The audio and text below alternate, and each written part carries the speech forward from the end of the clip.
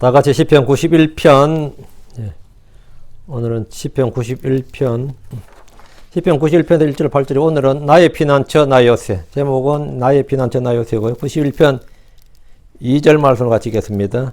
내가 주에 대하여 말하기를 그분은 나의 피난처시오 나 요새시오 나의 하나님이시니 내가 그분을 신뢰하리라 하리로다. 내가 주에 대하여 말하기를, 우리 성경은 지금 뭐 말하기를 하고 나서 마지막에 하리로다 이래 됐죠. 하리로다가 말하다 말입니다. 그렇죠. 내가 주에 대하여 그분은 나의 피난처시오 나 요새시오 나의 하나님이시오 내가 그분을 신뢰하리로다 하리로다. 이게 말하리로다 이 말이죠. 그러니까 개역 한킹 흠령의보다 두 번 번역되어 있어요. 이게 중복된다고 한어절에서 이게 굉장히 많다. 거의 대부분 다 이렇게 있어요. 한 번만 해야죠. 하나의 말도 한 번인데 한국말은 두 번을 번역했어요. 앞에 말하기를 하면 뒤가 필요 없고, 앞에 말하기를 빼면 뒤만 있으면 되는 겁니다. 오늘 어째 나의 피난처 나 요새입니다. 잠깐 기도하고 시작합시다. 전능자주 하나님 감사합니다. 우리의 피난처가 되시고 우리의 방벽이 되시고 요새가 되시고 또 산성이 되시고 망대가 되시고, 아버지 주님께서 저희 큰 방패 작은 방패가 되셔서 저희를 둘러 진을 치시고 우리를 모든 해악으로부터 모든 죄로부터 모든 불법으로부터 또 마귀의 공격으로부터 또 악한 생각과 상상으로부터 또 이 세상에서 다양한 그 시험과 고난으로부터 저희를 안전하게 지켜주시고 보호하시며 주님께서 크신 도움을 허락하여 주시고 저희를 구출하여 주시고 또 아버지 하나님 저희가 주 안에서 그렇게 늘 평안을 누리도록 인도하여 주시옵소서. 큰 평안으로 저희를 복주시고 또 아버지 모든 성도들이 또 이 말씀을 통해서 저희가 안전하게 거하고 은혜 안에 거할 수 있도록 도와주십시오. 할아버지 하나님 말씀의 복이 말씀의 그 지혜와 계시가 모든 성도들이 차고 넘치게 해주십시오. 감사드리며 주의 성기도합니다. 아멘. 오늘은 나의 피난처 나의 요새라는 제목으로 주의 말씀을 전하겠습니다. 6.25 전쟁을 겪은 한국 사람들에게 피난이란 말은 굉장히 큰 아픔이고 상처로 다가옵니다. 피난 간다 이 말만큼 피난 간다 이 말이 뭐예요? 그 자체가 굉장히 아픔이에요. 사실 피난이란 자체가. 해마다 여름에 수해가 나면 홍수가 많이 나죠. 우리가 홍수의 재난을 피해서 대피소로 옮겨서 울부짖는 장면이 TV를 통해서 늘 중계가 되고, 큰 지진이 나면 피해자들은 안전한 어느 곳에 피해 있어야 됩니다. 산불이 나도 피난을 가고 토네이도가 덮쳐도 안전한 곳으로 급히 피난을 가야 됩니다. 전쟁이 나면 수많은 사람들이 전쟁을 피해서 안전한 곳을 찾아 피난을 떠납니다. 우리가 살고 있는 이 캘리포니아는 불법 체류자들의 피난처고 낙태자들의 피난처로서 스스로 refugee state 아니면 sanctuary state 이렇게 말합니다. 그 텍사스 같은 데서 이제 낙태를 금지시키고 이제 보수 정당 이제 공화당이 주로 이제 주류인 주들은 이번에 대법원에서 판결이 났죠. 옛날에 1972년인가 그때 로앤 웨이드 사건에서 낙태 찬성 합법화시키는 대법원 판결이 이제 파기가 돼가지고 각 주에서 알아서 하라 이래 됐는데, 그랬더니만 이제 이 캘리포니아는 미국의 선두 제일 큰 주로서 모범을 보인다면서 다 이리로 오라 이래 된 거예요. 그러니까 이제 플로리다 주지사 같은 데서는 불체자를 그 비행기에 태워서 왕창 보내줬죠. 받겠다는 주로 가라고, 받겠다는 주로 가라 해서 비행기에 가득 태워가지고 가득 태워서 그냥 이게 보내주는 거예요. 여기가 레퓨지 시티, 레퓨지 스테이트라고 했으니까 그 레퓨지로 가라고. 그래서 이제 그런데 이제 불법 체류자들의 피난처 또는 이제 낙태자들의 피난처 이렇게 하시는데, 뭐 인도적인 면에서는 뭐 돼서 오케이고 뒤는 아니고요. 낙태자들의 피난처는 좀 이상하고. 성경에는 살인자들이 피해 보복을 피하기 위해서 안전하게 피하는 도피도시가 있습니다. 그럼 도피성, 성이란 말이 시티란 뜻입니다. 이스라엘의 요르단강을 기점으로 이제 48개의 도시들 중에서 6곳을 택해서 요르단강 동쪽에 3곳, 그 베셀, 길랏, 라못, 골란 이렇게 3곳, 그리고 요르단강 서쪽에 게데스, 세겜, 헤브론에 도피자들을 위한 도시를 만들었습니다. 이것은 이스라엘의 정치인들이나 종교인들이나 인권단체들이 만든 것이 아니고 우리 주께서 만드신 겁니다. 요즘은 기업들이나 개인들이 세금이 낮은 나라들, 도시들의 법인을 세워서, 법인 세운다면 거기다가 회사를 세운다 이 말이에요. 페이퍼 컴퍼니를 세워서 세금을 아끼거나 탈세를 하는 조세 피난처라는 곳이 있습니다. 구글이나 이런 큰 회사들도 다 이렇게 합니다. 세금이, 법인세가 싼 곳에. 미국 같은 법인세가 엄청 비싸요. 예전에 뭐 25까지 갔는데 지금은 트럼프 때 많이 낮춰줬고, 지금 좀 많이 다시 올리려고 하니까, 뭐 아이슬란드 이런 데는 굉장히 쌉니다. 그런 데는 11% 막 이렇거든요. 그러니까 뭐 조세 피난처에 거기다 본사 세우는 거죠. 조세 피난처, 그걸 피난처라 그래요. 가정폭력을 당한 여자들이나 아이들을 위한 쉘터도 있는데 그것도 피난처라고 합니다. 혹시 여러분 안가란 말 들어보세요? 안가. 세이프 하우스라는 뜻인데 안전가옥입니다. 세이프 안전가옥. 특별히 신변을 보호해야 되는 사람들이나 보복이나 위험에 노출된 사람들을 안가에 배치한다 그래요. 그 안전가옥에 두고 경호동이나 그 경찰들이 그걸 보호를 하는 겁니다. 근데 여기 안가에 이제 가장 중요한 것은 이 집이 안가라는 것이 드러나면 안 되는 거죠. 절대로 그 한국에 같은 경우는 황장엽 씨가 안가에 오래 살았어요. 북한에서 고위 이 정치인이 한국으로 이제 넘어왔단 말이죠. 그러니까 암살 위험이 있으니까 늘 안가에 그 사람 살게 했습니다. 근데 이제 대통령이 바뀌어버렸네, 김대중 씨로. 뭐 이게 잘못되니까 그 황장엽 씨한테 가장 당국이 큰 위협이면 뭐였냐면 안가에서 내보냅니다. 이 말이었습니다. 자꾸 그러시면 안가에서 나가라고 그럽니다. 이건 그 말 들으면 황장엽 씨는 섬찟섬찟한 거예요. 안가에서 나가 먼저 죽을지 모르니까. 그래서 그 사람이 입을 막았다. 늘 막을 때 안가에서 나가라 그러는 거예요. 북한에서 한국으로 망명한 그 황장엽 씨가 살았던 곳이 어디냐면 엄북중학교 정문 우측 주택 한동인데 어쨌든 들통나버린 거예요. 그러면 안가는 폐쇄가 됩니다. 그건 이제 더 이상 안가가 아닌 거죠. 안전가옥이 아닌 거죠. 피난처가 아니라고. 근데 아직까지 그 집을 팔지는 않았다 하더라고요. 경호처가 아직 운영하고 있는데 이제는 안가는 아닌 거죠. 그 경호처에서 운영하는 안가가 있고 경찰청 운영하는 안가가 있고 미국도 마찬가지입니다. 범죄자를 보호하는 그런 그게 있습니다. 안전을 위해 마련된 장소가 바로 피난처고 심지어 이 도시에서 안 되면 타주로 보내기도 하고 다른 나라로 보내기도 합니다. 심지어 도저히 위험하다 싶으면 다른 나라로 보내서 그냥 살게 해주는 거예요. 돈은 여기서 되고. 성도들에게 안전을 보증해주는 피난처, 크리스천들에게는 안전을 보증해주는 피난처가 있습니다. 안가가 있다고요. 주 하나님께서 우리의 피난처십니다. 신명기 33장 21절에 영원한 하나님께서 내 피난처가 되시며 영존한 팔들이 밑에 있도다. 그분께서 내 앞에서 원수를 쫓아내시며 그들 멸하라 하시리로다. 출애굽한 이스라엘 보십시오. 주께서 이집트를 10번의 재앙으로 치셨습니다. 그러면서 그들이 나올 때는 마치 도망자들이 도망을 가듯이 이집트를 나왔습니다. 이스라엘이 파라오는 군대를 이끌고 홍해 앞까지 그들을 추격했습니다. 이스라엘의 안전은 어디에도 없어 보였습니다. 앞에는 홍해 바다였고 양옆은 산이었고 뒤로는 광야였습니다. 파라오의 기병들이 달려오고 있었습니다. 이곳은 피난처가 아니라 도망갈 수도 없는 가장 위험한 곳이었습니다. 오히려 함정 같았습니다. 피난처가 아니라 함정 같았다고. 파라오가 그들이 그 땅에서 얽히고 광야에 갇혔도다. 그러세요. 광야에 갇혔도다. 앞은 바다, 옆은 산. 광야가 통로 하나밖에 없는데 그들이 이제 밀려가니까 끝내준다 이거지. 한 번에 잡을 수 있다는 거예요.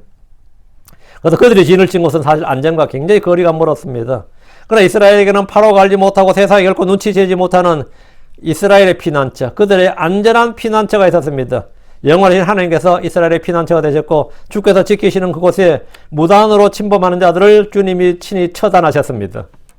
그러니까 주님이 친히 지키시는 이 안가에 누가 무단으로 하나님 허락하지 않는 누가 오면 사살이지.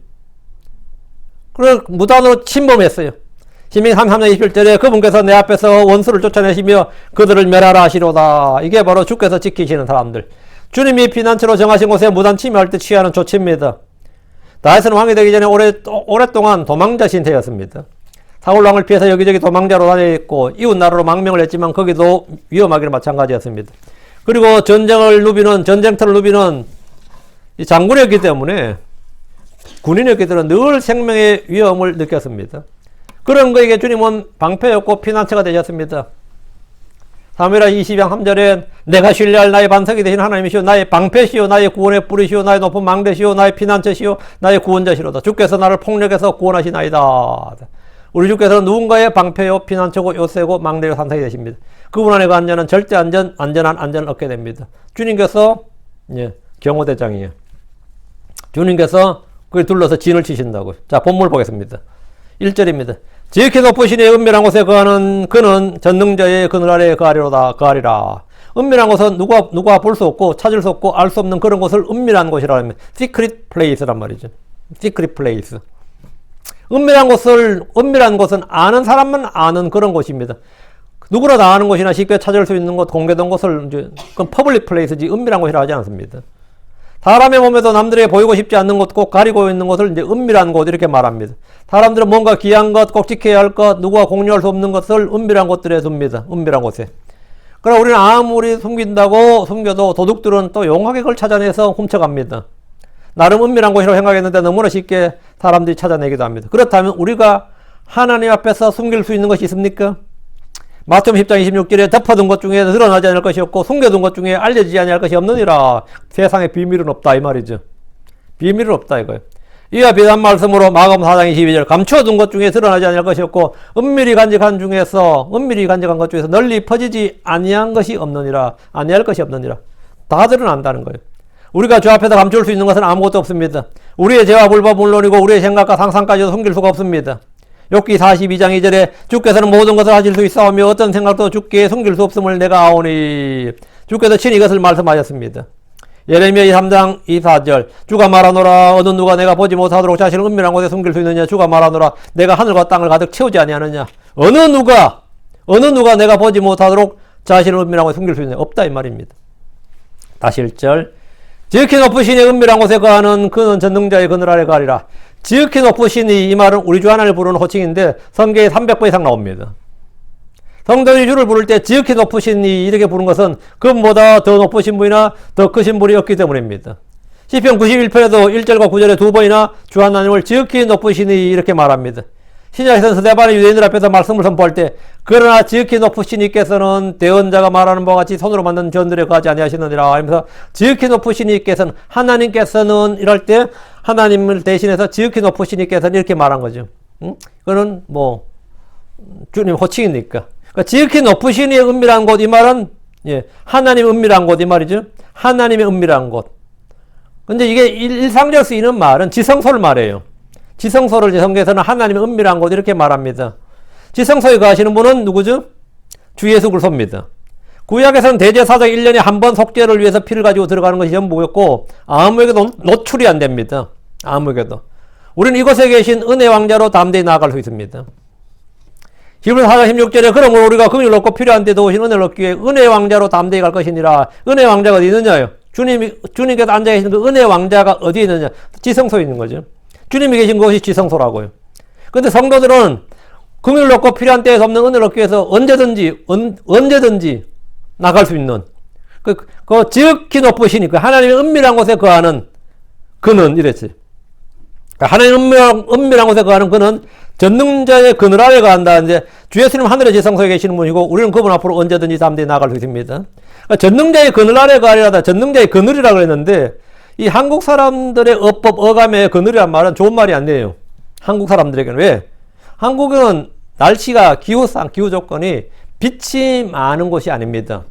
빛이 많은 곳이 아니기 때문에 빛이 집에 많이 들어와야 좋은 집이에요. 그래서 전부 남향을 찾죠. 날씨가 춥고 햇빛이 늘 필요해진 한국인들에게 집을 지을 때는 남향으로 빛이 잘 들게 짓습니다. 캘리포니아에서 남향으로 그럼 뭐죠? 에어컨비가 많이 나오는 집이지, 그거는. 근데 여기서도 가끔 사람들 보니까 남향 찾더라고요. 예. 이 풍수지리 그게 있는데, 그건 한국의 기후적 특수성이지, 여기 남향이 좋은 집이 아니에요. 응? 빛이 너무 많이 들어온다고. 근데 한국에서 집 지을 때 남향으로 안 지으면 그건 잘못 지은 집이에요. 방이나 창도 분명히 남쪽으로, 창을 내도 남쪽으로. 왜? 빛이 많이 들어오게, 빛이 잘 들어온 방향으로 냅니다. 그럼 햇빛이 뜨거운 중동은 햇빛을 받는 거 일사병 걸 죽어요. 햇빛 가운데서 계속 일한다든가 걷는다는 것은 뭐죠? 그 열사의 땅에서 그 말은 뭐면 그건 죽음이지. 그러니까 그들에게 가장 좋은 건 뭐겠습니까? 뜨거운 열기를 피하게 해주는 그늘이야말로 가장 고마운 존재지. 성경에서 말한 그늘은 나쁜 게 아닙니다. 물론 사망의 그늘 하면 나쁜 건데 사망의 그늘 그런 거 말고 성경에서 말한 그늘이란 말은 굉장히 좋은 거예요. 굉장히 고마운 존재고 중동 문학에서 그늘 이런 게 나오면 그건 전부 다 굉장히 사람의 뜨거운 열기, 해의 열기 이걸 피하게 해주는 우리를 시원하게 해주고 리프레시하게 해주는 그런 아주 소중하고 고마운 존재라는 의미입니다. 전능자의 그늘 하면 뭐겠어요? 마찬가지죠. 예. 한국인들은 양지와 음지를 나눠서 음지라 그러면 어때요? 그건 좋지 않는 뜻이에요. 그러니까 이스라엘에서는 뭐 그늘, 음지한 건 좋은 땅이에요. 그래서 시원함과 차폐막을 제어하는 중요한 역할을 합니다. 열사의 땅을 걷던 사람들은 그늘을 발견하기만 해도 굉장히 기뻐합니다. 아가서 2장 3절에 아들들 가운데 계신 나의 사랑이는 숲의 나무들 가운데 있는 사과나무 같으니 내가 그분의 그늘 아래 앉아 크게 기뻐했고 그분의 열매는 내 입맛에 달았도다. 내가 그분의 그늘 아래 앉아 크게 기뻐했고 그늘 아래 있는 게 기쁜 거지. 우리도 여기 캘리포니아도 그늘 아래가 그늘 나무가 있고 그늘 아래 딱 하는 거하고 그늘 밖이 하고는 최소 10도, 많게 20도까지 차이 납니다. 온도가 하시로 섭씨로 가는 하시로. 그늘 아래가 한다는 뜻은 또 하나는 뭐 누군가의 보호 아래 있다 이런 뜻입니다. 그늘 아래 있다 이 말. 누군가의 그늘 아래 있다는 것은 누구의 지배 아래 있다, 권능 아래 있다, 보호 아래 있다 이 말입니다. 자식들은 부모의 울타리 안에 있다, 부모의 그늘 아래 있다 이렇게 말합니다. 구름의 그늘은 땅의 열기를 낮춰줍니다. 이스라엘은 이집트의 그늘을 신뢰하려고 이집트로 내려갔습니다. 이집트가 당시 강대국이니까 이집트의 그늘 아래 있게 하려고. 그들은 하나님의 그늘 아래 있어야 되는데, 전능자의 그늘 아래 있어야 되는데 이집트의 그늘 아래로 옮겨가는 거예요. 그 이집트로 내려갔어요. 이사야 3장 2절 3절에 그들이 파라오의 힘 안에서 스스로 강하게 하며 이집트의 그늘을 신뢰하려고 걸어서 이집트로 내려가면 내 입에 묻지도 아니하였도다. 그러므로 파라오의 힘이 너희의 수치가 되면 이집트의 그늘을 신뢰함이 너희의 혼동이 되리라. 여러분, 이집트의 그늘을 신뢰함이 너희의 혼동이 되리라. 그러니까 이집트를 신뢰하지 말라고요. 그러니까 이집트의 그늘이 뭐냐? 이집트의 지배나 통치나 힘, 도움, 보호 이런 것을 신뢰하지 말라고요. 이집트의 그늘을 신뢰한다는 것은 이집트의 힘을 신뢰한다 이 말입니다. 이집트의 그늘, 이집트의 보호, 이집트의 힘. 그럼 전능자의 그늘 아래 간다고 하면 뭐죠? 전능자를 신뢰한다. 전능자의 힘과 보호를 신뢰한다 이 말이죠. 2절. 내가 주에 대하여 말하되 그분은 나의 피난처시요 또 나 요새시라 나의 하나님이시요 그분을 내가 신뢰하리라. 시편 기자는 주에 대해 말했는데 우리는 누구나 내가 신뢰하는 주님에 대해서 담대히 바르게 말할 수 있어야 됩니다. 내가 주에 대하여 말하리라. 이게 뭐죠? 내가 사람들에게 주에 대해서 우리 주 예수 그리스도에 대하여 말한다. 그게 뭐 전도예요. 그게 복음 전도고 그게 증인입니다. 내가 그걸 증언하는 겁니다. 예수에 대해서 자꾸 말해요. 예수에 대해서. 그 문제 어떻게 하면 예수 믿으면 돼. 예수 믿으면 된다고. 여러 가지 필요 없어요. 일이 되게 복잡할 것 같죠? 이런저런 고민 많고, 어려움 많고, 힘들 거 많은데, 그럼 어떻게 하면 좋겠습니까? 그러면 가장 간단한 건 답이 너무 간단해서 문제지. 예수 믿으면 돼요. 그냥 예수 믿으면 돼. 가장 간단한 주님의 답변은 뭐냐면, 여러분이 막 금식을 하든 뭘 하든 기도하면 주님께서 어떻게 답하실 것 같아요? 나를 믿으라. 그래요. 그게 끝이야. 그 나를 믿으라면 그게 무슨 말 같아요? 주님이 자주 하지 말. 제자들한테 하지 말씀이에요. 너희가 아버지를 믿으니 또한 나를 믿으라. 나를 믿으라. 그러면 여러분도 여러분과 대화할 때 나를 믿으라고 그게 무슨 뜻이에요? 굉장히 힘든 일이 있어요. 나만 믿어. 이 말이 뭐예요? 내가 해결해 줄게 이 말이죠. 내가 도와줄게. 내가 어떻게 해볼게. 내가 힘나는 데까지 도와줄게. 나만 믿어. 나를 믿어. 그런 거예요. 어려움에 처했는데 그럼 나를 믿어. 지금 굉장히 위험해 있어. 내가 구출해 줄게 이 말이면 뒤에 나를 믿으라 이 말 뒤에 뭐가 있어요? 내가 너를 위해서 모험을 해줄게 이 말이 있다고. 주님께서 제자들에게 나를 믿으라. 누구에게 나를 믿으라 하면 우리가 누구에게 말해 주 예수를 믿으라 이 말은 뭐죠? 뒤에 뭐가 있는 거죠. 그분이 너를 도우시라. 그분이 너를 지키시라. 그분이 너를 구출하시라. 그분이 너의 이 문제를 해결해 주시라. 그분이 너를 다 있는 거예요. 그러니까 그게 있으니까 언제나 답이 뭡니까? 주를 믿으라. 주 예수를 믿으라. 그런 거예요. 간단해요. 자, 그러니까 지금 2절 마지막이 뭐죠? 그분을 내가 신뢰하리라. 그러잖아. In him will I trust. 이게 뭐야? I'll trust in him. 그거 하잖아요. 근데 in him 이제 강조용법으로 앞으로 빠져나온 겁니다. 부사고 제일 앞에 나온 건 엄청난 강조예요. 그분을 내가 신뢰하리라. 이 말이죠. 한국말은 그냥 내가 그분을 신뢰하리라 이런 식으로 하는데 그러면 이제 이 킹제임스 용법과는 안 맞는 거죠. 그분을 내가 신뢰하리라. 이렇게 시편 기자가 하는 거예요. 왜? 그분을 신뢰하면 다 된단 말이에요. 피난처도 되고 요새도 되고 나의 하나님이고 이거 다 되니까 나는 그분을 신뢰하리라. 이렇게 내가 그분을 신뢰하리라. 내가 주에 대하여 말하되 내가 주님에 대해서 알고 말하는 것. 내가 주님에 대해서 이렇게 말하고 이렇게 알고 이렇게 들었고 그걸 뭐라고? 거기에 내가 거하는 겁니다. 그걸 말한 걸 내가 믿는 거예요. 내가 그분을 신뢰하리라. 그분을 내가 신뢰하라. 우리는 언제든지 진리의 말씀을 선포할 수 있어야 됩니다. 디모데후서 4장 2절에 말씀을 선포하라. 때에 맞든지 맞지 아니하든지 긴급히 하라. 모든 오래 참음과 교류 책망하고 꾸짖고 권면하라. 예수를 선포한다는 것은 그분이 누구신지를 알고 말하는 겁니다. 그분이 우리를 위해서 행하시는 일이 무엇인지를 알고 말하는 것. 이게 바로 내가 주에 대하여 말하리라. 내가 주에 대하여 말하되.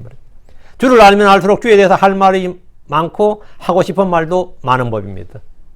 내가 주를 알면 알수록 할 말이 많아요. 그리고 하고 싶은 말도 많고, 뭐 다른 말 하고 싶어도 뭐 요즘 뭐 어떻고 저쩌고 경기가 어떻고 뭐 어쩌고 그런 이야기 안 하고, 그건 그런 이야기 뭐 하지 말고 주에 대해서, 성경에 대해서 좀 말해보자. 그 말만 하면 또 저 사람도 말만 또 성경 이야기로 빠진다. 그런 사람 있죠. 말만 뭐 이야기 하려고 그러면 성경으로 싹 빠진단 말이죠. 뭐 이야기 하려고 그러면 커피 한 잔 마시다도 이 커피가 맛있네 그러면 내 맛을 다 알게 해주신 분도 주님이라고. 하나님께서 뺏어가면 맛도 모른다고. 여러분 코비드 걸려본 사람들 알죠? 그 증상 중에 하나가 뭐죠? 맛을 모른다 그러잖아요. 나는 몰라. 저는 이번에 독감을 걸렸어요. 그냥 예전에 고등학교 때 걸렸던 독감 똑같은 증세라서 독감 심하게 걸렸구나 생각했는데, 우리 딸내미가 검사해 봐야 된다고 막 그래가지고 막 검사기를 막 갖다 대는데 이 검사기가 계속 고장난지 전부 다 무효가 되더라고. 네. 일요일 아침에 검사를 했는데 이거 뭐냐 지금 줄 선 거 이거 양성인지 그렇게 맞 신경 쓸 거 없어. 그 아무것도 아니야. 그래가지고 그래도 한편을 좀 걱정이 되는데 이게 집안에 뭐 다 걸리는 거 아닌가 이런 생각이 들더라고요. 샘물이 나오고 맨날 같은 차 타고 내 기침해야 되지. 뭐 우리면 내 얼굴 앞에 대고 맨날 뭐 하지. 동규 나하고 같이 있지. 근데 아무도 안 걸리더라고요. 그래서 내가 이거는 이제 질병청을 모독하는 거니까 하지 말고. 하여튼 근데 보니까 나는 그런 게 냄새 뭐 그런 거 없었는데 이거 쭉 내가 인터넷 쭉 찾아봤거든요. 근데 그런 사람 꽤 많더라고요. 주님께 우리는 뭐 말만 하면, 누구는 뭐 말만 하면 3,000보로 빠진다고 그러잖아요. 한국 사람들은. 우리는 그냥 말만 하면 결론이 뭐죠? 기승전 다음이 뭐야? 예수야. 그 예수쟁이들 만나면 뭐 하여튼 말만 하면 예수로 하지만 그냥 예수로 그냥 빠져요. 왜? 그분이 모든 것이기 때문입니다. 그분이 모든 거예요. 사실은 우리에게 모든 거라고. 내가 주에 대하여 말하되 뭘 말할 거예요? 주에 대하여 말하되 그분이 나의 피난처시고, 난 누구의 공격을 받고 하더라도 나는 뭐라고? 나는 그분이 나의 피난처시고, 나 주를 신뢰한다고 그분이 나의 피난처를 믿는 거예요. 그분이 나의 요새시고, 요새란 거 뭐죠? 누구도 공격에 성공할 수 없다고. 난공불락이다 이 말이에요. 그분이 나의 하나님이시고, 그리고 내가 그분을 내가 신뢰하라. 내가 그렇게 말한다 이거예요. 주 예수님은 학대받는 자의 피난처가 되십니다. 시편 9편 9절에 주께서는 또한 학대받는 자의 피난처가 되실 것이요 고난의 때의 피난처가 되시리라. 주 예수님은 가난한 자의 피난처십니다. 시편 14편 6절에 너희가 가난한 자의 계획을 부끄럽게 하였으니 이는 주께서 그의 피난처이시기 때문이라. 주 예수님은 우리의 피난처, 고난 중에 있는 자들의 피난처십니다. 시편 46편 1절에 하나님 우리의 피난처시요 또 힘이시며 고난 중에 있는 바로 즉석의 도우심이라. 주님은 나를 위한 피난처십니다. 시편 71편 7절에 내가 많은 사람들의 놀람이 되었나이다. 그러나 주는 나의 강력한 피난처시니다. 뭐 피난처도 강력한 피난처가 있어요? 강력한 피난처가 있습니다. 피난을 했는데 그 피난처를 누가 피난처를 발견하고 공격했어. 그럼 거기에 강력한 피난처라는 건 뭐냐면 거기에 수비대가 있는 거예요. 방어자가 있는 거라고. 그게 누구냐? 하나님이라고요. 어림없는 소리다 이거죠. 그리스도 안에 있는 우리는 주의 은밀한 처소 그분의 그늘 아래 있는 것이며 강력한 피난처 안에 있습니다. 마귀는 우리를 해하려 해도 할 수 없고 노력할 수도 없습니다. 그리스도 안에 있다는 것은 요새와 삼성과 방벽과 그리고 피난처 안에 있는 겁니다. 강력한 피난처 안에 거하고 있는 겁니다. 히브리서 6장 18절을 보면 독특한 말씀이 있는데 히브리 6장 18절 이것은 우리 앞에 놓인 소망을 붙잡으려고 피난처로 도피한 우리가 하나님께서 거짓말할 수 없는 두 가지 불변한 것으로 말미암아 확고한 안을 얻게 하람이라. 이거 보면 피난처로 도피한 우리가 란 말이지. 피난처로 도피한 우리가. 성도들은 어떤 사람들이냐면 피난처로 도피한 우리. 그 피난처가 누군데? 그리스도 예수라고요. 그래서 예수 안에 피난처로 도피한 우리. 그리스도가 우리의 거처고 피난처란 말입니다. 이는 안전을 보증해 주는 말입니다. 어떤 군대가 나를 지키는 것보다 더 안전한 것이 그분의 피난처입니다. 3절 확실히 그분께서 너를 새 사냥꾼의 올무에서 또 해로운 역병에서 구출하리라. 여러분 구출하리라 이러죠. 구출하리라. 우리가 나의 피난처시고 나의 요새 하나님이신 그분을 신뢰하면 그분은 나를 안전하게 지키시고 보호하십니다. 확실히 그분께서 너를 새 사냥꾼의 올무에서 이제 자연재해나 천재지변이 아니라 사람들의 음모나 관계나 위협으로부터 구출을 말합니다. 성경에서 마귀의 올무란 말이 있습니다. 마귀가 어떻게 우리가 올무를 놓습니까? 사람들을 통해서입니다. 사람들을 통했어요. 사기꾼들이나 도둑질이나 폭력배들이나 상사나 동료들이나 친구들이나 가족을 통해서 올무를 놓습니다. 도박이나 술이나 여자나 빚보증이나 사기를 당한 사람들에게 누구에게 그런 피해를 당했는지 물어보십시오. 물론 다 내 잘못이라고 해야 되지만 거의 대부분이 아는 사람, 친한 사람이라 그래요. 그러니까 크리스천들이 사기를 당했다가 누구한테 당했나 그러면 장로님 아니 목사님이라 그래요. 교회 집사님들, 뭐 장로님들 거기 사기 당했다 그래요. 너는 뭐 교회도 안 다니는데 누구한테 사기 당했나 하면 뭐 영한 법사님한테 당했다 그래. 제가 얼마 전에 들었어요. 5천만 원 사기를 당했는데 누군데 그 아주 불심이 깊은 사람이더만 그 절에 법사님한테 뭐 당했다 그러더라고. 아, 그 세계나 이 세계 비싸구나.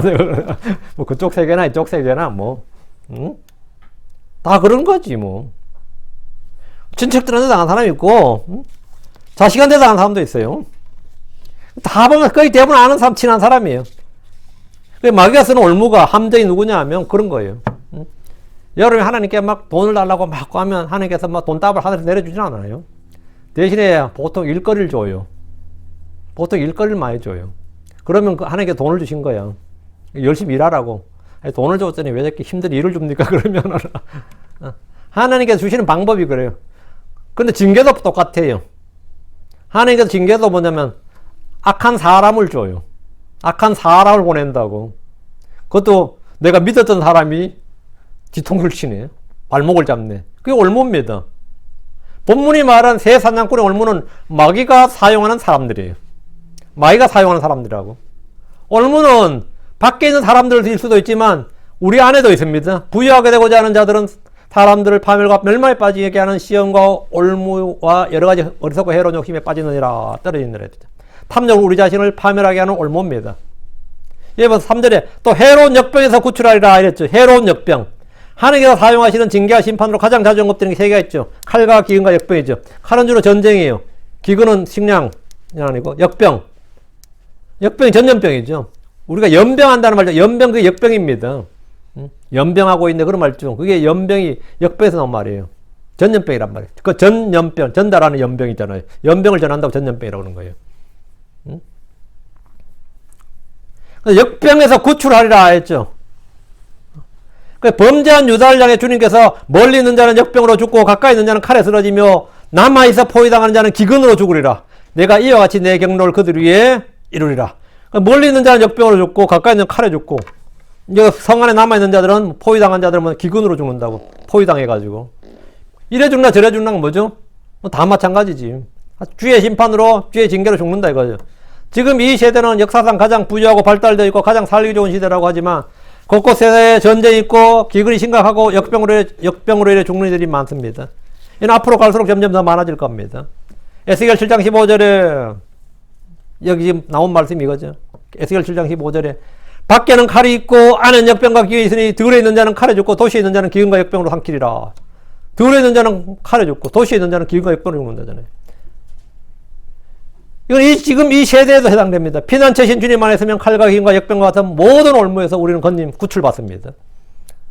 얼마 전에 전 세계가 역병으로 이 코로나로 고통을 받았고 지금도 여전히 진행 중입니다. 그러나 우리가 코비드에 걸려도 걱정하지 않습니다. 왜요? 약이 좋아가지고 아닙니다. 의료기술이 아닙니다. 주께서 구출하리라 하셨기 때문입니다. 또 해로운 역병에서 구출하리라 했기 때문에 우리가 걸려도 걱정 안 하는 거예요. 제일 좋은 거는 뭐 아예 안 걸리는 거고 걸려도 뭡니까? 걸렸네? 주께서 구출하시리라. 내가 구출하리라. 구출하리라. 믿습니까? 이거 믿는 사람들은요. 그 유럽을 휩쓸었던 패스트 있죠. 흑사병. 유럽에 3분의 1이 죽었어요. 근데 흑사병에 걸린 사람들도 살았어요. 왜? 그 유대인들이 안 걸렸거든요. 그렇게 유럽을 휩쓰는 패스트에 유대인들이 흑사병 안 걸리는 거 보고 유대인들이 그 병을 퍼뜨린 사람들 해가지고 많이 죽음 당했죠, 오히려. 그들은 왜냐면 일단 위생이 철저했어요. 레이기에 따라서 위생이 철저했고 음식 규례가 있어가지고 유럽 사람들이 그냥 먹는 것들 그래 안 먹었고 잘 씻었어요. 항상. 그 유대인들은 손 씻는 거는 복음서에서 나오죠. 손을 씻지 않고 뭐라고? 장과 대접을 안 한다. 그 엄청난 위생입니다. 그것만 잘해도 사실은 전염병 웬만큼 다 막히는 겁니다. 그 유대인들은 그렇게 전염병 입술 때도 걸리질 않았어요. 그러다 그들은 항상 그 회당에서 이 말씀을 배우는데 또 해로운 역배도 구출하라. 이런 시편 말씀들을 늘 배웠기 때문에 그런 믿음이 있었던 거예요. 그래서 그들 안 걸린 겁니다. 4절. 근데 크리스천들은 믿어야 돼요. 세상 그보단 더 믿음이 있어야 돼. 크리스천인데. 그분께서 그분의 깃털로 너를 덮으시며 또 내가 그분의 날개 아래서 그분을 신뢰하리라. 그분의 진리가 너의 큰 방패와 작은 방패가 되리라. 여기 아주 이 4절 말씀 좀 은혜로운 말씀이에요. 그분께서 그분의 깃털로 너를 덮으시며 언더라인. 그분의 깃털로. 주님이 날개가 있는 분이야. 날개로 너를 덮으신다. 뭐 날개 그늘 아래 있다. 이것도 물론 우리가 주님의 보호 아래 있다. 권능 아래 있다. 뭐 이런 말이 되는데 깃털로 너를 덮으신다. 이 깃털은 뭐죠? 깃털로 덮으려면 어떻게 되는 거죠? 날개에 깃털이 있는 거잖아요. 깃털로 덮으려면 나와 깃털은 뭐가 되는 거죠? 접촉이 되는 거예요.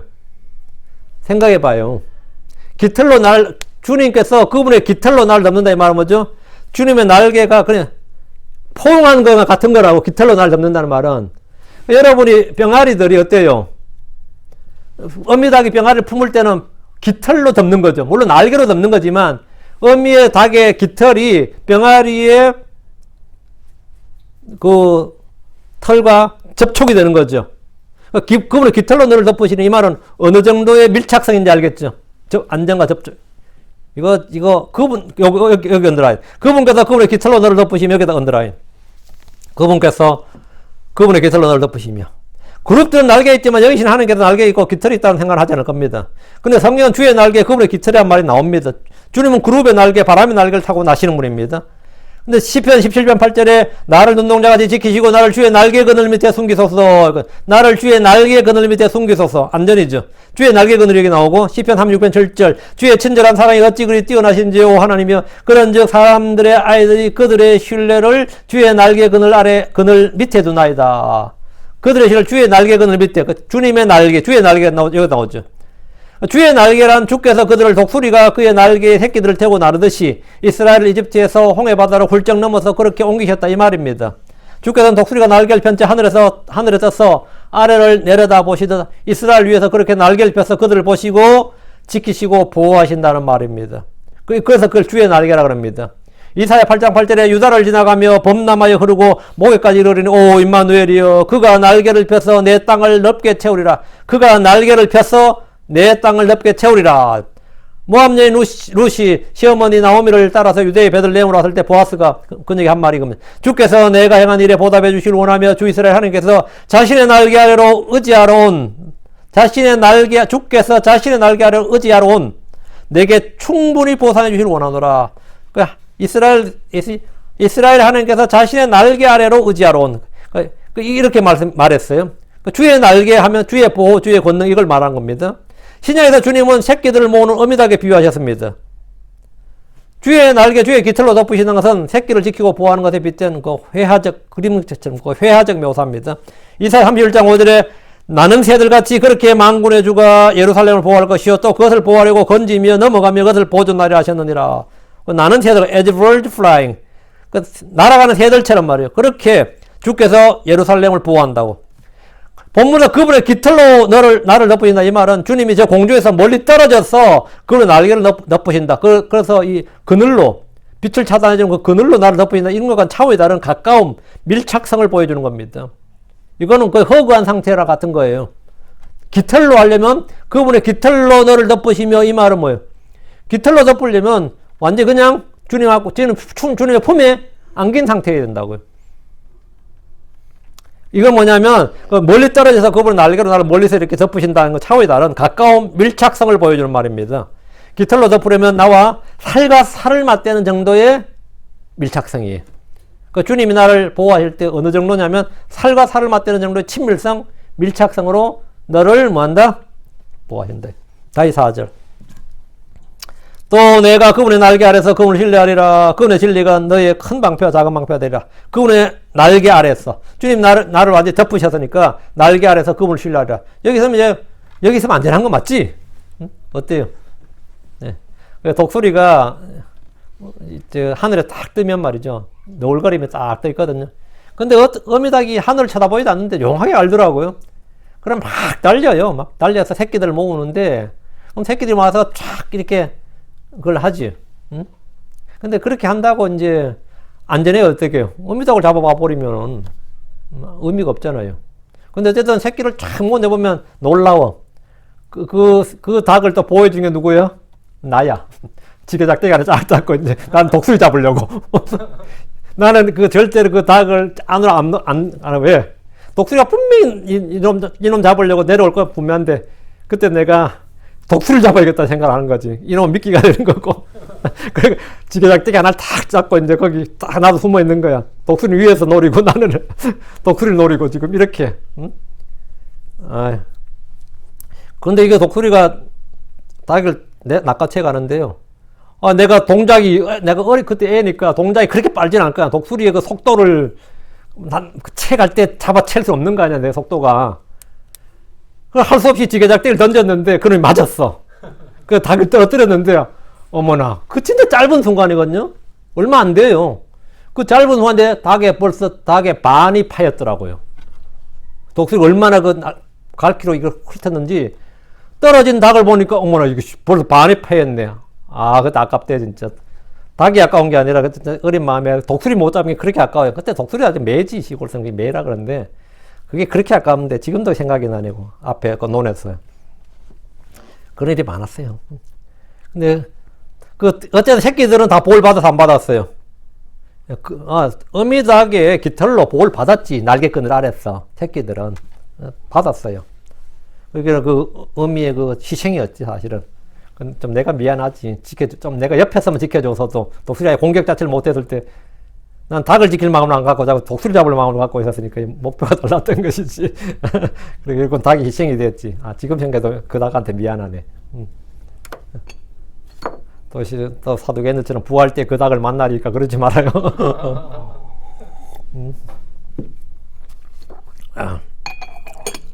짐승들은 죽으면 혼이 끝이에요. 예. 예. 다시 4절. 예. 또 내가 그분의 날개 아래서 그분을 신뢰하리라. 그분의 진리가 너의 큰 방패와 작은 방패가 되리라. 주님의 깃털로 덮인 사람은 그분의 날개근을 아래서 그분을 신뢰합니다. 주님과 밀착할수록 신뢰는 더 깊어집니다. 이사 61편, 10편 61편 4절에 내가 영원히 주의 장막에 머물리라. 나는 주의 날개에 숨는 곳을 신뢰하리라. 셀라. 주를 신뢰하십시오. 내가 영원히 주의 장막에 머물리라 했죠. 나는 주의 날개에 숨는 곳을 신뢰하리라. 셀라 했거든요. 주께서 나의 도움이고 나의 방패십니다. 주를 신뢰하십시오. 주 여호와 안에 영존한 힘이 있습니다. 주를 신뢰하십시오. 주께서 맡긴 것들을 주께서 이루십니다. 지금 4절에 그분의 진리가 너의 큰 방패와 작은 방패가 되라. 그분의 진리가 했죠. 물론 하나님의 진리하면 예수를 보고 성령은 진리시지. 진리형이시고. 하나님의 말씀이 그분의 진리죠. 주께서 나는 길이요 진리할 때 나는 진리에다 그분의 진리하면 예수님도 되지만 예수는 그분의 진리가 말씀의 진리를 말합니다. 그분의 진리의 말씀, 진리의 성경.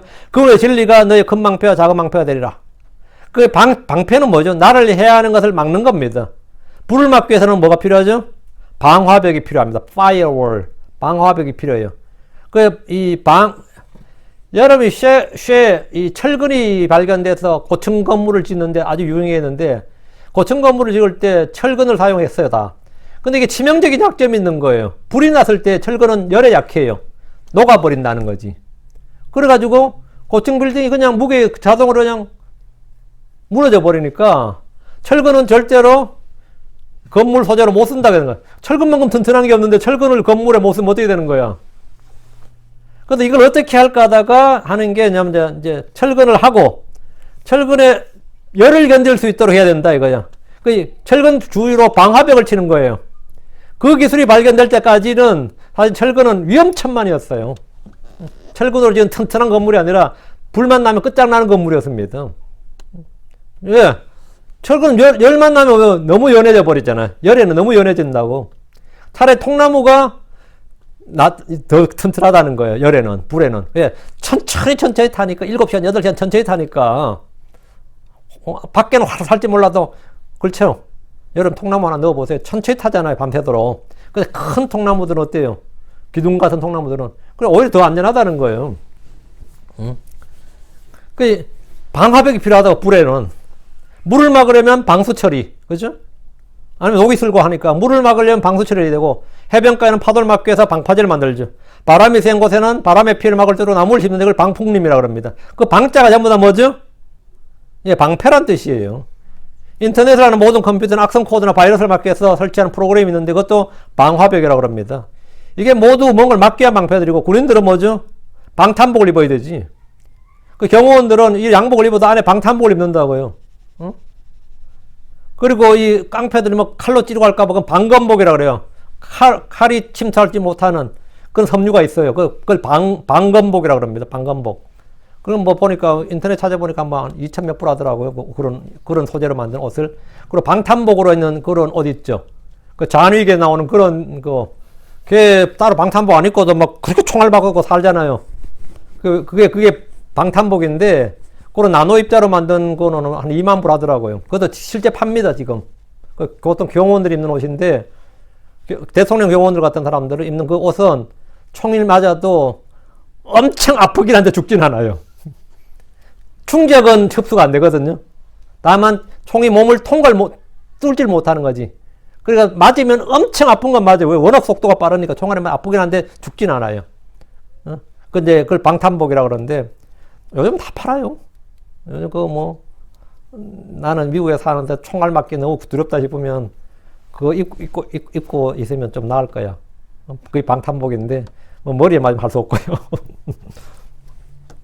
어쨌든 이렇게 이게 모두 뭔가를 막기 위한 뭐죠? 방패들이죠. 근데 이런 것들도 마귀의 불화살을 막는 방패냐 이거예요. 마귀의 불화살을 막는 방패가 있냐 이거죠. 내 속으로, 내 생각 속으로, 내 마음 속으로 침투하는 그 죄와 불법을 막아내고 그것들을 부숴주는 그런 방패가 있느냐는 거예요. 그게 있느냐는 거지. 그게 뭐냐면 진리의 방패, 믿음의 방패입니다. 하나님이 뭐냐? 우리의 방패인데 하나님 우리에게 막아주는 건 뭐냐 이거예요. 그게 뭐냐면 죄와 불법을 막아주고 마귀의 공격을 막아주고 세상의 정욕을 막아주고 이런 거죠. 지금 4절에 그분의 진리가 너의 큰 방패와 작은 방패가 되려 하는데 주의 말씀을 마음에 품고 있으면 확실히 선으로 악을 이길 수 있습니다. 그것을 통해서 항상 모든 일에서 이길 수 있습니다. 믿음이 없을 때 우리는 바람의 배 촛불처럼 떨어진 낙엽처럼 그냥 이리저리 밀려다닙니다. 교리의 풍조에 밀려다니고 세상의 풍조에 밀려다녀요. 아무것도 아니죠. 내가 그분을 신뢰하리라 결단하면, 내가 그렇게 신뢰하면, 내가 신뢰하리라 결단하면 마음속에서 두려움과 불안과 근심과 초조함이 물러납니다. 이는 주의 진리가 생각과 상상으로 들어오는 모든 악한 것들을 막아주는 방패가 되기 때문입니다. 화재를 막기 위해서 건물 내에 방화벽이 있고 지진을 대비해서 내진 설계를 한다 그러죠. 그 방진 설계라고 합니다. 먼지가 드는 걸 막기 위해서도 방진 설계를 해요. 이 반도체 같은 데 만드는 그런 업체는 먼지 하늘이 들어가면 안 됩니다. 완전히 먼지를 막는다고 방진 설계를 한다고 그러죠. 그럼 크리스천들에게는 주를 신뢰하는 것, 주의 진리가 바로 내 속으로 침투하는 모든 악을 막아주는 방패가 된다 이 말입니다. 잠언 3장 5절에 하나님의 모든 말씀은 순수하며 그분은 자신을 신뢰하는 자들에게 뭐가 되시느니라? 방패가 되시느니라. 주께서는 주를 신뢰하는 모든 자들에게 방패가 되십니다. 5절 내가 밤에 공포를 낮에 날아드는 화살을 올리는데 주께서 무엇을 막아주시는지 무엇을 막아주시는 방패인지를 지금 구체적으로 설명하고 있습니다. 주의 방패는 밤에 공포를 막아줍니다. 사람의 내면에는 근원적 불안과 공포가 있습니다. 이것은 소유의 문제가 아니라 존재의 문제입니다. 사람은 아무리 잘나도 결코 혼자서는 살 수 없는 존재임을 인식하는 날이 있는데 여기서 근원적 불안감이 생긴다고 합니다. 문제는 사람이 더불어 살아도 고립감과 허무감이 없어지지 않는다는 겁니다. 사람이 주 예수를 믿고 그분과 연합하기 전까지 이 불안은 결코 없앨 수 없습니다. 그러다 죽음의 위기가 닥치면 사망의 공포에 떨게 됩니다. 왜 그렇게 사람들이 죽음을 두려워하는 겁니까? 왜 그렇게 공포에 떨어요? 진짜 죽음의 위기가 나면 달달달달 떨거든요. 내가 생각을 안 떨고 싶은데 몸이 그냥 알아서 떨어요. 생각과 달리 그냥 몸이 알아서 반응한다니까요. 두려움에 달달달 떨면서 어떨 때는 못 떠는 사람 왜 못 떠는 것 같아요? 너무 떨어서 마비가 된 겁니다. 그런 사람 떨질 못해 아예. 이 죽은 시체 같아요 벌써. 근데 아직까지 그만큼 안 된 사람들은 진짜 달달 떠는데 진짜 진짜 어디 숨어 있는데 다락 속에 숨어 있는데 떠는 소리 때문에 달달달 떠는 소리 때문에 정말 노출된다 그러잖아요. 옷장 속에 숨어 있는데 달달달 떨면 어떻게 되겠어요? 그 떠는 소리에 주위가 진동이 있다고. 근데 하나도 안 떨었어요. 용감한 거 아닙니다. 마비된 겁니다. 완전히 얼어가지고 마비가 돼버린 거예요. 공포에 떨게 된다고. 왜 그렇게 떠는 거예요? 죽으면 심판이 있고 공포의 왕에게 가기 때문입니다. 공포의 왕에게. 이게 성경에 있는 말씀이에요. 욥기 18장 14절에 그가 확신하던 것이 그의 장막에서 뽑히며 그것이 그를 공포의 왕에게로 데려가고, 공포의 왕, 이걸 한국 사람들 뭐라 그러죠? 염라대 왕이라 그래요. 염라대 왕이 아니고 공포의 왕입니다. 예수 그리스도는 평강의 주, 화평의 왕입니다. 마귀는 뭐다? 공포의 왕입니다. King of Terror. 공포의 왕이라고. 여러분, 두려움을 넘어서 공포를 경험해 본 적 있습니까? 두려움을 넘어서는 공포. 없기를 바랍니다. 다윗은 여러 차례 그런 경험을 했습니다. 시편 55편 5절에 두려움과 떨림이 내게 임하였으며, 두려움과 떨림이 내게 임했다잖아요. 트렘블링. 몸이 달달달 떨었다고요. 진짜로. 다윗이 용감한 사람이죠. 용맹한 사람이지. 벨리언트잖아요. 근데 두려움과 떨림이 내게 임하였으며 또 공포가 나를 압도하였나이다. 그래. 다윗 설정 공포가 나를 압도했다고요. 주의 진리는 이런 공포를 막아주는 뭐다? 큰 방패요, 작은 방패가 된다는 겁니다. 하나님은 그분의 성도들에게 두려워하지 말라, 불안해하지 말라, 초조해하지 말라, 근심하지 말라고 하셨습니다. 주께서 그분의 깃털로 나를 덮으시기 때문입니다. 두려움이 언제 옵니까? 믿음이 없을 때입니다. 사랑이 없을 때예요. 두려움이 언제 오느냐? 이건 뭐 사이칼로지스트들이 알 수 있는 게 아니에요. 믿음이 없을 때, 사랑이 없을 때입니다. 믿음의 방패란 말대로, 말씀대로 믿음이 공포와 두려움과 불안을 막아주는 방패라면 사랑은 그것들을 내쫓습니다. 믿음은 방어자예요. 디펜더야. 사랑은 offender, 공격자예요. 두려움을 내쫓는다고. 믿음은 두려움을 막아주고 사랑은 두려움을 내쫓는다고. 내 안에 두려움이 이미 임했어. 그럼 방패가 있어도 이미 임하는 걸 어떡하라고. 그래서 사랑은 두려움을 내쫓는다고요. 요한일서 4장 18절 사랑에는 결코 두려움이 없고 완전한 사랑은 두려움을 뭐한다? 내쫓나니. 그렇지. 사랑은 두려움을 내쫓나니. 이는 두려움에 고통이 있기 때문이라 두려워하는 자는 사랑 안에서 완전하게 되지 못하였느니라. 그래서 사랑은 결코 두려움이 없고 완전한 사랑은 두려움을 내쫓는다. 완전한 사랑이 뭐죠? 주의 사랑입니다. 하나님께서 우리를 사랑하신 그 사랑. 독생자 예수 그리스도를 통해서 성령을 우리 안에 부어주신 그 사랑이에요. 주의 사랑 안에 거하고 하나님을 사랑하십시오. 하나님의 사랑은 완전한 사랑입니다. 큰 사랑이에요. 두려움을 내쫓고 공포를 몰아내줍니다. 공포는 언제 임하는가? 주의 법을 버린 자는 두려움과 공포에 사로잡히게 됩니다. 시편 119편 53절 주의 법을 버리는 사악한 자들로 인하여 공포가 나를 사로잡았나이다. 공포가 나를 사로잡았다. 진리의 방패는 낮에 날아드는 화살을 막아줍니다. 마귀의 무기 중 하나가 뭡니까? 활이에요. 성경을 많이 쓰면 성례의 검이라 그러죠. 근데 마귀는 뭐냐? 무기가 활입니다. 활. 그리고 화살이 사람들의 말이거든요. 말의 화살이거든요. 계시록 6장 2절에 이에 내가 보니 보라 흰말이라 그 위에 산자가 활을 가졌고 관을 받으며 그가 나가서 정복하고 또 정복하려 하더라. 활을 받았고 했죠. 성경주 작가들 대부분이 이 구절에 흰말을 탄 자를 흰말이란 말 때문에 흰말하고 관이 나오니까 예수님이다 이렇게 하는데, 여기서 흰말을 타고 활을 가진 자는 마귀를 예표하는 첫 번째 짐승입니다. 봉인을 떼니까 첫 번째 짐승 나온 거죠. 그리고 정복하더라. 그 마귀가 뭐냐? 예, 적그리스도가 하고 세계를 정복하죠. 그래서 세계에 단일 정부를 만드는 거예요. 마귀가 쏘는 활에서 불화살이 날아오는데 믿음의 방패는 그 사악한 자의 모든 불화살을 끕니다. 여러분에게 이런 방패가 있습니까? 이런 방패가 있어요?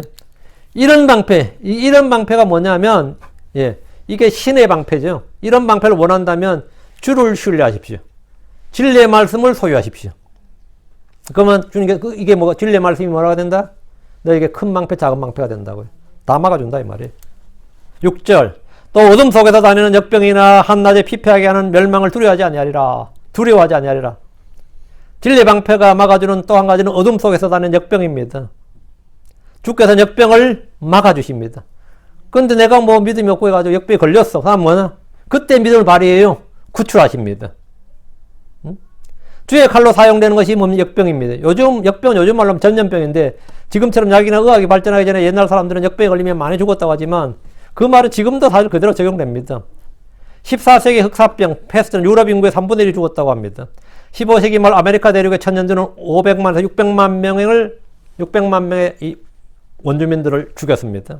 그럼 원주민들이 다 미군 여기 총에 맞아 죽은 거 아닙니다. 대부분 다 전염병으로 죽었습니다. 스페인의 식민지 개척자들이 아메리카 대륙에 가져온 질병 중 천년중 가장 치사율이 높았던 치명적인 역병이었습니다. IT의 황열병은 프랑스 군대를 IT에서 전멸시켰습니다. 그래가지고 이 나폴레옹의 꿈이 이 전염병 하나에 망했습니다. 5만 명 죽고 프랑스군이 그 IT의 그 작은 그 하나 점령을 못해가지고 처음에 군대적으로는 간단히 점령했어요. 근데 전염병이 돌아버려서 군인 5만 명이 그냥 죽어버린 거예요.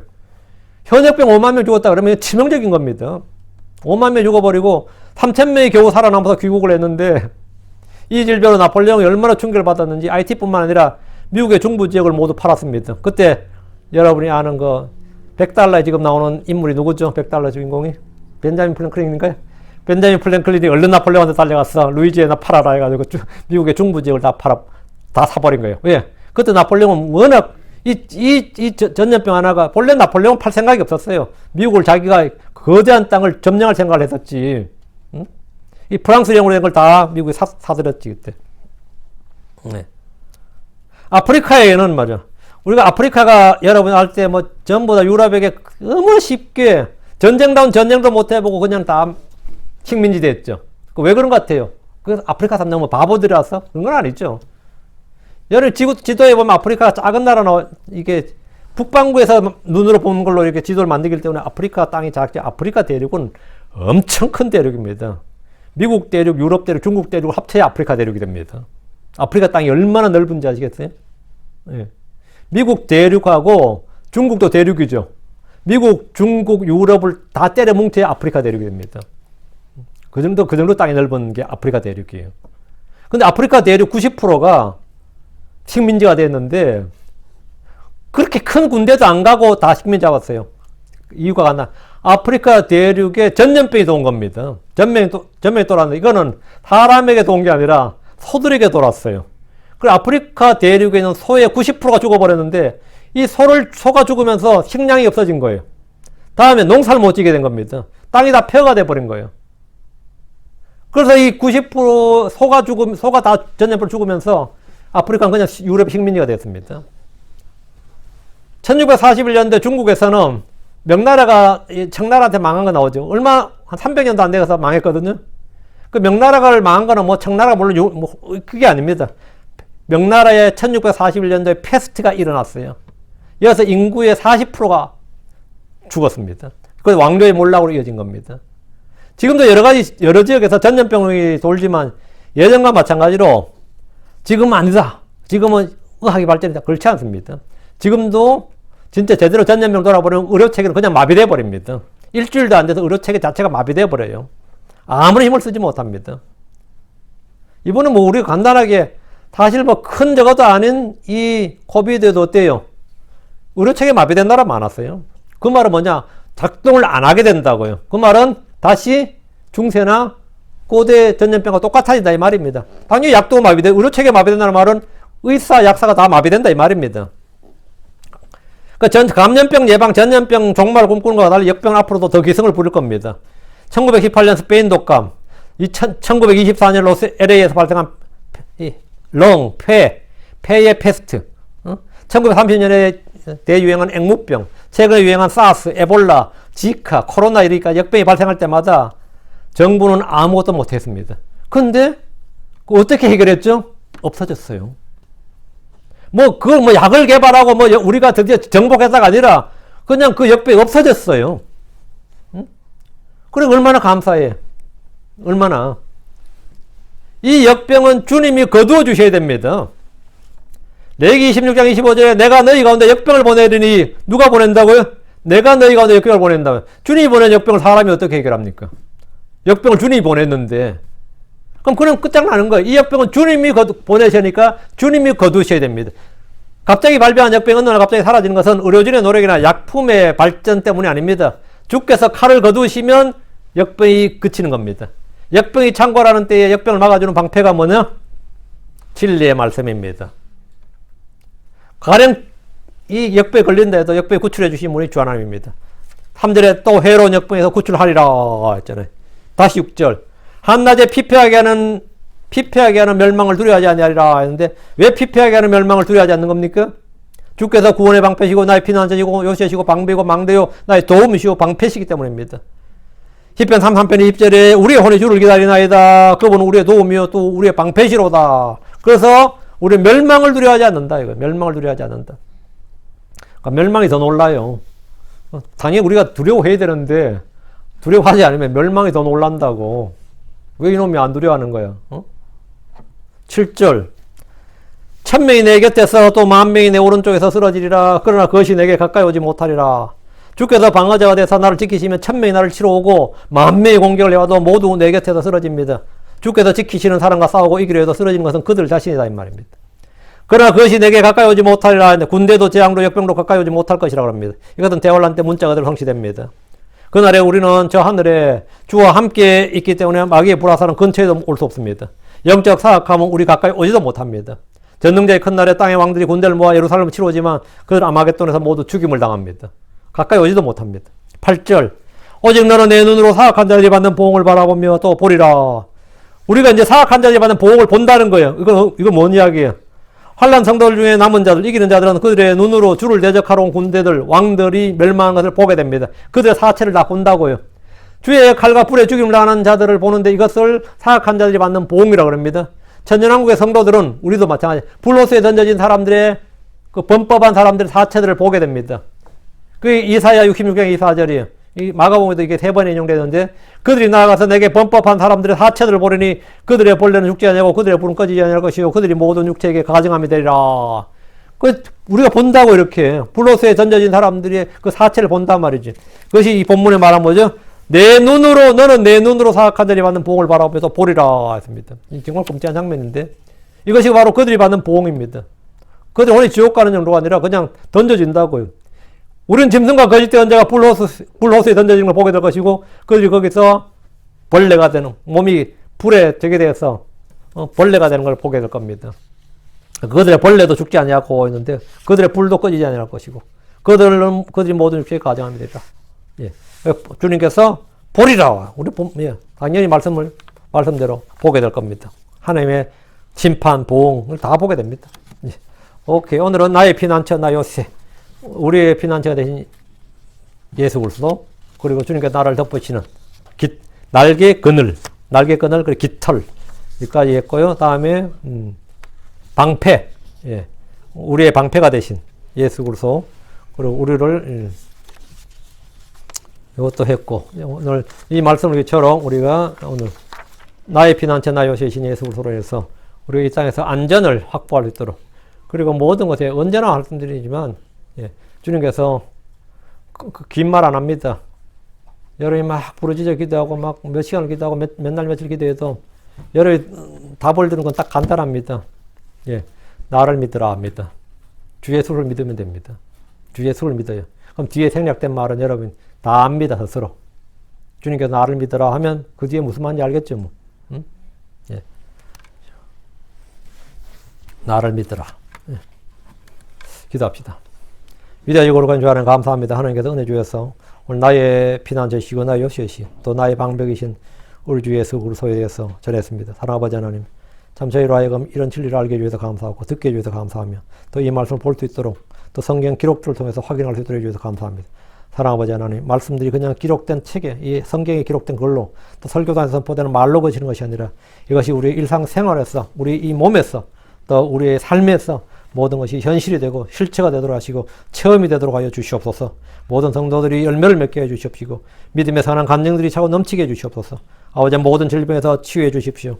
아버지 저희 교회도 노약자들이 많이 있고 또 질병에 시달리는 분들이 있습니다. 하나님께서 치유하시고 건강하게 해 주십시오. 아버지 하나님 휠체어 의지하는 분들은 휠체어에서 일어나서 자기 발로 걸을 수 있도록 해 주십시오. 아버지 약 링걸 꽂고 있는 분들 다 거기서 해방되도록 도와주시고 자기 발로 걷고 또 자기 손으로 일하고 자기 손으로 먹고 스스로 아버지는 또 모든 일상생활을 영위할 수 있도록 주님께서 힘을 허락하여 주시기 원합니다. 이것이 아버지 하나님 저희가 그냥 우리끼리 하는 말로 성도들이 그냥 자기들끼리 하는 말로 거친 것이 아니라 이 말씀이 우리 삶에서 우리 자신에게서 이렇게 드러날 수 있도록 표출될 수 있도록 도와주십시오. 감사드리며 주의 성교답니다. 아멘. 아멘.